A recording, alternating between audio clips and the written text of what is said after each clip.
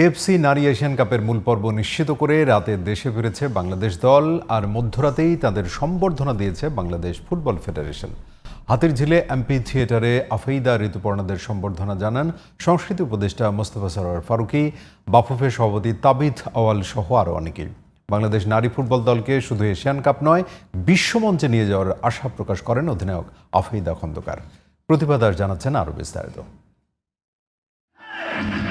গোটা রাজধানী তখন ঘুমে মগ্ন।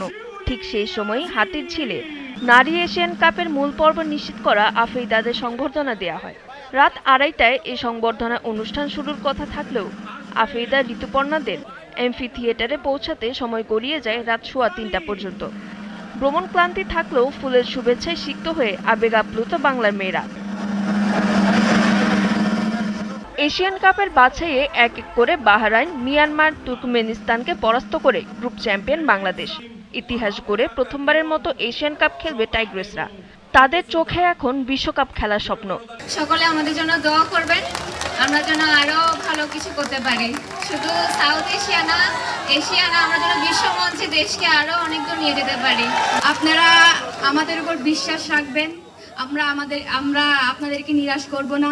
আমরা শুধু এশিয়া না, আমরা বিশ্ব মঞ্চে বাংলাদেশকে নিয়ে যেতে চাই। অনুষ্ঠানে বিজয়ী ফুটবলারদের প্রশংসায় ভাসিয়েছেন কোচ পিটার বাটলার।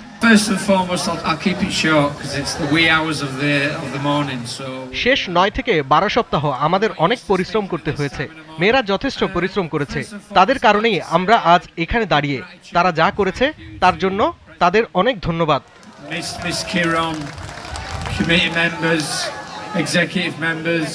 প্রশ্ন উঠেছে এত রাতে মেয়েদের সংবর্ধনা দেয়া নিয়ে।